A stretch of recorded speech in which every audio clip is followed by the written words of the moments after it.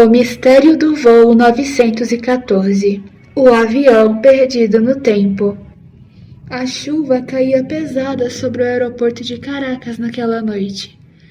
As luzes da pista brilhavam através da neblina, enquanto os operadores da torre de controle observavam dezenas de pontos se movendo lentamente nos radares.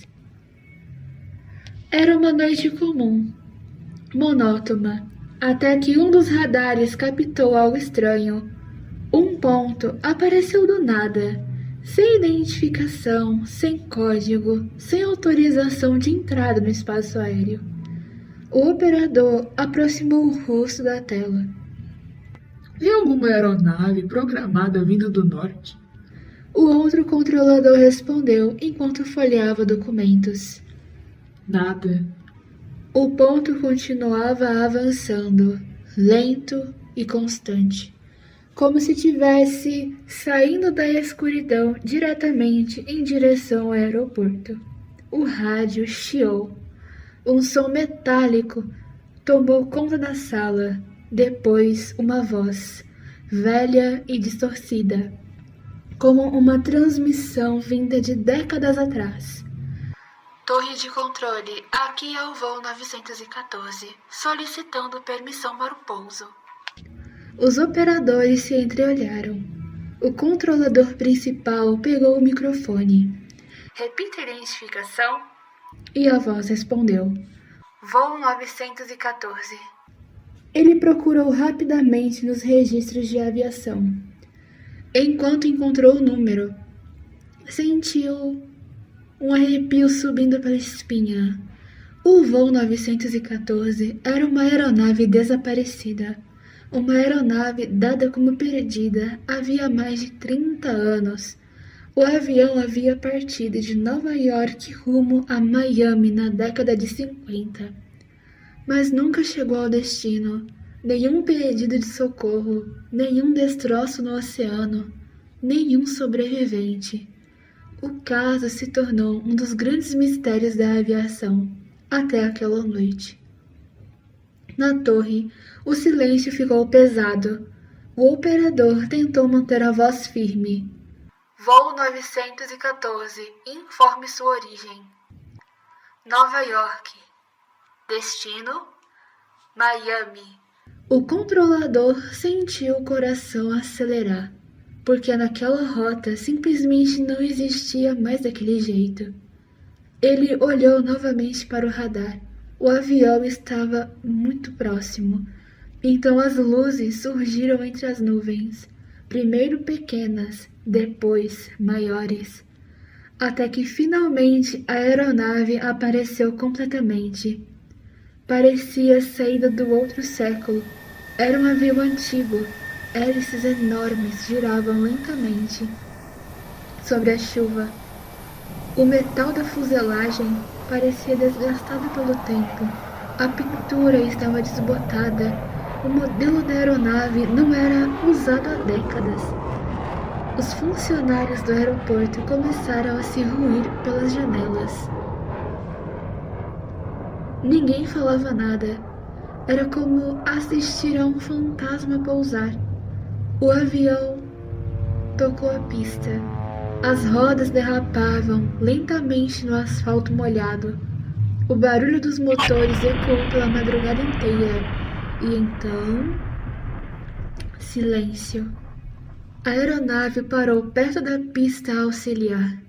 Veículos de apoio começaram a se aproximar lentamente.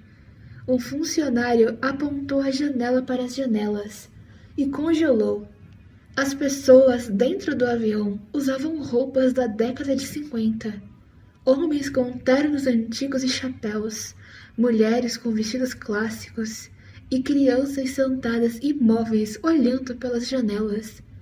Tudo parecia errado, como uma fotografia antiga ganhando vida.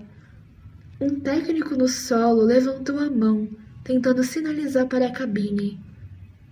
O piloto abriu a pequena janela lateral.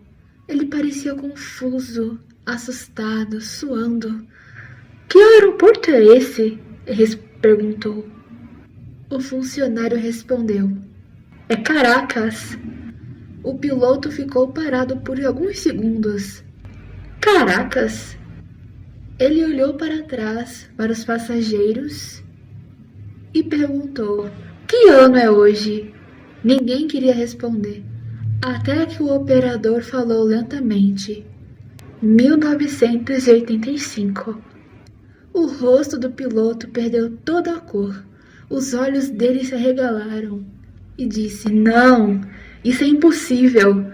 Dentro do avião, passageiros começaram a olhar nervosos uns para os outros.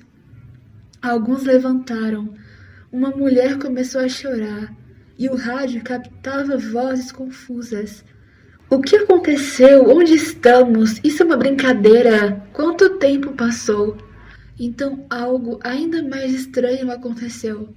Segundo testemunhas, o piloto pegou um pequeno calendário que estava perto do painel da cabine. A data marcava 1955, 30 anos antes. O homem começou a respirar rápido, desesperado. Controladores tentavam falar com ele. Desligue os motores, precisamos evacuar a aeronave, mantenha calma. Mas o piloto parecia entrar em pânico. Ele gritava com alguém dentro da cabine. Os passageiros estavam assustados.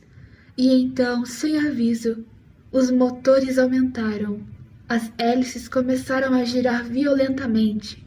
O vento levantou a água da pista em todas as direções. Ele está tentando decolar. Os veículos correram tentando impedir, mas era tarde. O avião acelerou cada vez mais rápido. Os pneus batiam no asfalto molhado, enquanto o barulho dos motores parecia ensurdecedor. E então, a aeronave saiu do chão, subiu lentamente pelo céu coberto por nuvens. A torre gritava pelo rádio: Voo 914, responda! E nada era ouvido. O radar mostrou o ponto se afastando e depois sumiu, como se nunca tivesse existido. Nenhum caça conseguiu localizar a aeronave. Nenhum radar encontrou sinal. Nenhum destroço apareceu. Nada. Dias depois, investigadores tentaram descobrir o que aconteceu naquela noite. Mas quanto mais procuravam, mais estranho tudo ficava. Alguns afirmam que os documentos do pouso desapareceram misteriosamente. Outros dizem que funcionários da torre foram proibidos de falar sobre o caso. E havia um detalhe perturbador. Segundo uma das versões da história, quando o avião já estava parado na pista, um pequeno objeto caiu da cabine. Um calendário de bolso. As páginas estavam envelhecidas.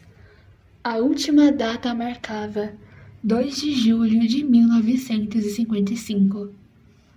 Até hoje, muitos afirmam que tudo não passa de uma lenda urbana criada anos depois, mas outros acreditam em algo diferente.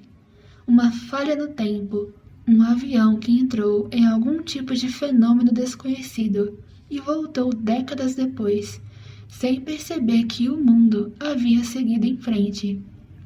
Porque imagine isso. Você embarca em um voo comum, olha pela janela, escuta o barulho dos motores, fecha os olhos por alguns segundos e quando aterrissa, tudo que você conhecia já envelheceu ou morreu. Sua casa não existe mais. A sua cidade mudou.